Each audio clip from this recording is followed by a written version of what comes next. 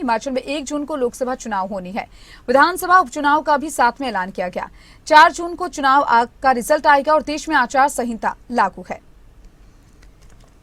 हिमाचल में 1 जून को लोकसभा चुनाव है और इसके साथ ही विधानसभा उपचुनाव की भी घोषणा साथ में की गई। उसकी तारीखों का भी साथ में ऐलान किया गया। आपको बता दें, लोकसभा चुनाव की तारीखों का ऐलान कल किया गया। मुख्य चुनाव आयुक्त राजीव कुमार ने तारीखों का ऐलान किया। धर्मशाला, लाहौल स्पीति, गगरेट, सुजानपुर, बड़सर और कुटलेहर सीट पर विधानसभा चुनाव होनी है। विधानसभा उपचुनाव का भी साथ में ऐलान किया गया है। Announcing schedule in 3 phases. First, for the by-elections. There are 26 assembly constituencies in the country जहां बाई-पोल होना अभी है ड्यू। बिहार, गुजरात, हरियाणा, झारखंड, महाराष्ट्र, त्रिपुरा, उत्तर प्रदेश, वेस्ट बंगाल, तेलंगाना, हिमाचल प्रदेश, राजस्थान, कर्नाटका, तमिलनाडु, इन सब राज्यों में बाई इलेक्शंस होना ड्यू है। आज तक की जितनी भी वैकेंसी थी बाई इलेक्शंस की 26 की 26 हम पूरी कर रहे हैं ताकि हमारे खाते में कोई भी वैकेंसी ना रहे। और ये उसी फेज में होंगी जिस फेज में पार्लियामेंट्री इलेक्शन उस पर्टिकुलर इलाके में हो रहा है।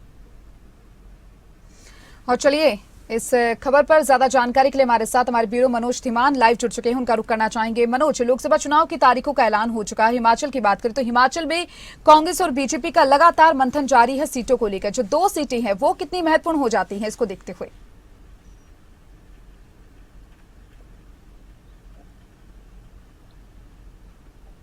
बिल्कुल दीपिका, देखिए पिछले कल आचार संहिता जो है वो पूरे देश के साथ साथ प्रदेश में लागू हो चुकी है और 4 सीटों के जो है वो लोकसभा चुनाव होने हैं। ऐसे में भारतीय जनता पार्टी ने 2 सीटों पर अपने प्रत्याशी उतार दिए हैं, यानी कि जो पुराने सिपाही थे उन्हीं पर उन्होंने भरोसा जताया है। लेकिन अब मंडी और कांगड़ा ये 2 सीटें रह जाती हैं जिन पर अभी तक भाजपा ने किसी भी कैंडिडेट को नहीं उतारा है। साथ ही साथ अगर बात करें तो भाजपा ने तो कैंडिडेट 2 उतार दिए हैं, 2 को उतारना है, लेकिन कांग्रेस के लिए एक बड़ी चुनौती ये चुनाव बनकर आए हैं, क्योंकि अभी तक किसी भी सीट पर जो है वो फाइनल नहीं है कि कौन से प्रत्याशी उनके सामने आएंगे, किन प्रत्याशियों को सामने लाना है और कौन से प्रत्याशी जो है वो जीत दिला सकते हैं। तो एक अहम ये बात रहेगी कि आखिर कांग्रेस एक तरफ जो है उसको झटके पे झटके लगते जा रहे हैं, तो अब जो लोकसभा के चुनाव हैं उनमें कांग्रेस क्या मंथन करेगी। लगातार मंथन जारी है और माथापच्ची, इसे माथापच्ची कहा जा सकता है कि माथापच्ची जो है वो दोनों पार्टियां जो है वो लगी हुई हैं। 2 सीटें भाजपा की हैं, उन्होंने नाम अनाउंस कर दिए, 2 बची हुई हैं, उस पर गहरा मंथन चल रहा है। लेकिन दीपिका, बड़ी बात तो ये भी आ रही है कि जो 6 बागी हुए हैं उन 6 बागियों का क्या होगा। उन 6 बागियों के कल यानी कि 18 तारीख के जो नतीजे आने हैं, जो सुप्रीम कोर्ट का फैसला आना है, उस नतीजे पर जो है वो कहीं ना कहीं दोनों ही दलों की निगाहें टिकी हुई हैं, यानी कि दोनों दलों को कहा जा सकता है कि दोनों ही दल बेचैनी से उसे नतीजा आना है उसका इंतजार कर रहे हैं। बड़ी बात तो यह है कि धर्मशाला में बहुत सारे गुटबाजी का एक केंद्र देखा जाता है। भाजपा की बात कर ले तो भाजपा में बड़े सारे गुट बन चुके हैं। कभी एक गुट दूसरे को हराने की कोशिश करता है तो दूसरा गुट तीसरे को हराने की कोशिश करता है। भाजपा भी टुकड़ों टुकड़ों में बटी हुई है और टिकट के कई दावेदार हैं। ऐसे में कांग्रेस की बात कर ले धर्मशाला से ही, तो कांग्रेस धर्मशाला में बिल्कुल गुटबाजी में संलिप्त है, यानी कि गुटबाजी इतनी ज्यादा है कि अगर कोई भी कैंडिडेट उतारा जाता है तो दूसरा गुट उसका जरूर पूर्ण तरीके से जो है वो विरोध करेगा। तो ऐसे में जो गुटबाजी है वो दोनों ही दलों के बीच है। धर्मशाला की हॉट सीट बन चुकी है। दीपिका, देखिए, जब 6 बागी विधायक हुए थे उनमें सबसे पहले नाम जो है राजेंद्र राणा सुजानपुर और सुजानपुर विधानसभा से आया था नाम, और दूसरा नाम था धर्मशाला, जहां से सुधीर शर्मा बागी हुए थे पार्टी से, यानी कि इनकी सदस्यता जो है उसको खारिज किया गया है, अयोग्य इनको घोषित किया गया है। उसके बाद से लगातार जो आपने एपिसोड देखा, ये एपिसोड एक लंबा एपिसोड चला और कभी चंडीगढ़, कभी पंचकूला, कभी ऋषिकेश, उसके बाद दिल्ली, यानी कि दिल्ली में ये लोग जो है अपना डेरा जमा के बैठे हुए हैं और सुप्रीम कोर्ट के फैसले का इंतजार कर रहे हैं। और कल की तारीख जो है यानी कि 18 मार्च एक अहम वो दिन रहने वाला है जिस दिन एक अहम फैसला आएगा। हालांकि जो लोकसभा के चुनाव होने उनके साथ साथ जो है विधानसभा के चुनावों की घोषणा कर दी है। 6 सीटों पर ये चुनाव होने हैं।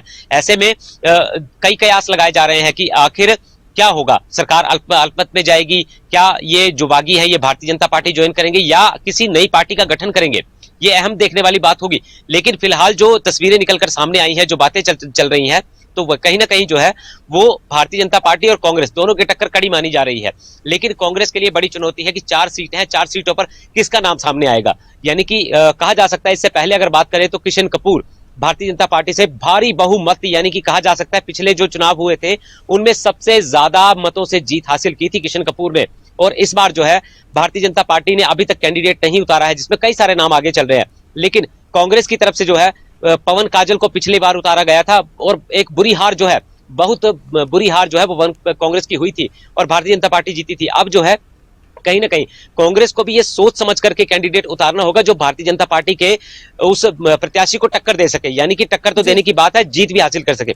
लेकिन वहीं भाजपा जो कह रही है, लगातार बयान सामने आ रहे हैं कि भाजपा चारों सीटों पर अपनी जीत दायर करेगी, तो कांग्रेस भी यही कह रही है कि हम भी जीतेंगे। लेकिन जो कांग्रेस पर संकट गहराया हुआ है उसके बीच अब जनता किसको अपना प्रत्याशी चुनेगी, कि कौन होगा, क्या होगा, ये तो आने वाला वक्त बताएगा। लेकिन जो आचार संहिता लग गई है, आचार संहिता लगने के बाद जो है जो सरकार के बड़े बड़े होल्डिंग लगे थे उनको हटा दिया गया है, कुछ जगह लगे भी हुए हैं, उनको वक्त दिया गया है, हटा दिए जाएंगे। क्योंकि देखिए आपने बताया कि दोनों ही पार्टियां, बीजेपी हो या फिर कांग्रेस हो, दोनों ही पार्टियां अपने अपनी जीत का दावा करती हुई नजर आ रही है। बीजेपी ने जहां पर 2 जो उम्मीदवार है वो यहाँ पर सामने आए हैं बीजेपी की तरफ से, 2 अभी उम्मीदवार बाकी हैं। अगर कांग्रेस की बात करें तो कांग्रेस के लिए भी चुनौती ये लगातार यहाँ पर सामने आ रही है। साथ ही मनोज ये भी जानना चाहेंगे कौन कौन से वो स्ट्रॉन्ग कैंडिडेट्स हैं जिनके नामों पर चर्चा हो रही है फिलहाल।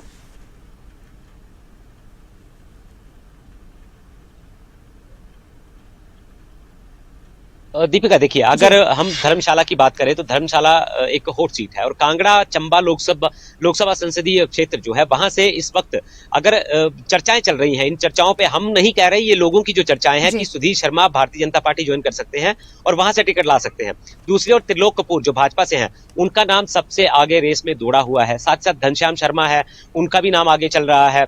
और कांग्रेस की अगर बात करें तो कांग्रेस से कल रात जो देर शाम को चर्चाएं चल रही थी, जब भी हम सड़क पे खड़े होते हैं तो लोगों की चर्चाएं सुनते हैं, तो कहीं ना कहीं चौधरी चंद्र कुमार पर भी सिक्का खेला जा सकता है। पुराने सांसद रह चुके हैं और कृषि मंत्री हैं इस वक्त। दूसरी तरफ जो है वो अगर बात की जाए तो आशा कुमारी पर भी एक दाव खेल सकती है कांग्रेस, क्योंकि सीटें जीतनी है तो कहीं ना कहीं जिताऊ कैंडिडेट चाहिए। आज दिन तक जो है चंबा से कोई भी सांसद नहीं रहा है, यानी कि कांगड़ा से ही सभी प्रत्याशी रहे हैं, चाहे भाजपा की बात कर लें या कांग्रेस की बात कर लें, तो इन नामों पर भी चर्चा हो रही है। लेकिन दीपिका देखिए, चर्चा होना और पार्टी की मोहर लगना, ये कहीं ना कहीं अपने आप में एक बड़ी बात हो जाती है कि आखिर वो प्रत्याशी कौन होगा जो जीत दिलाएगा। तो कांग्रेस के लिए सबसे बड़ी चुनौती है, क्योंकि देखिए जहां एक तरफ अगर बात की जाए तो भारतीय जनता पार्टी बिल्कुल सटीक, उन्होंने पहले ही अपने सर्वे पूरे करा लिए हैं, सर्वे चल रहे हैं, सर्वे हो भी चुके हैं और प्रत्याशी पर वो दाव भी खेल सकते हैं। हालांकि 18 तारीख का एक दिन है जिस दिन के बाद ही हो सकता है कि भारतीय जनता पार्टी अपनी दूसरी लिस्ट जारी करे। जिन 2 सीटों पर नाम उनके साफ होने हैं, उन पर मोहर लगनी है, वो हो सकता है 18 तारीख के बाद भी लग जाए।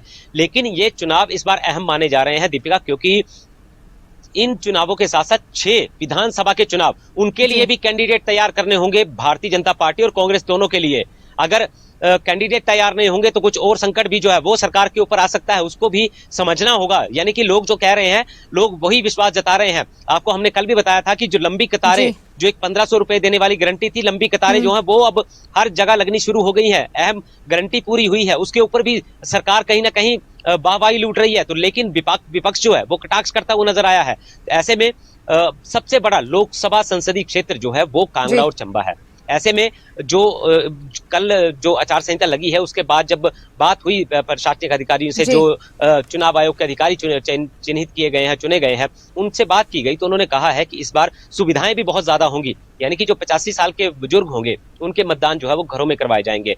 ठीक है, पोलिंग बूथ जो है वो भी ज्यादा बनाए गए हैं, सुरक्षा कड़ी होगी और अगर ईवीएम कोई खराब हो जाती है तो ईवीएम भी एक्स्ट्रा ईवीएम जो है वो मंगाई गई है। तो इस सुविधाएं भी इस बार मतदाताओं को मिलेंगी और नए वोटर भी इस बार मतदान करेंगे। लेकिन दीपिका देखिए, सवाल तो वही आता है कि आखिर प्रत्याशी होगा तो होगा कौन। प्रत्याशियों पर भाजपा के 2 सीटें और कांग्रेस की 4 सीटें, यानी कि 4 प्रत्याशी अभी कांग्रेस ने अपने फाइनल करने हैं और भाजपा ने भी अपने 2 प्रत्याशी फाइनल करने हैं।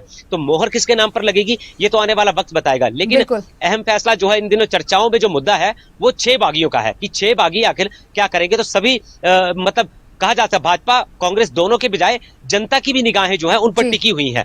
तो जी। देखना होगा कि अब आने वाले वक्त में किसको टिकट मिलती है और कौन प्रत्याशी होता है, ये तो आने वाले वक्त में पता चल जाएगा दीपिका। बिल्कुल मनोज, क्योंकि देखिए अब लोकसभा चुनाव की तारीखों के ऐलान के साथ ही देश में आचार संहिता लागू हो चुकी है और ऐसे में जो चुनाव प्रचार प्रसार के लिए जो बैनर पार्टियों के द्वारा लगाए जाते हैं या फिर जो होर्डिंग्स लगाए जाते हैं उनको भी धर्मशाला में हटाया जा रहा है।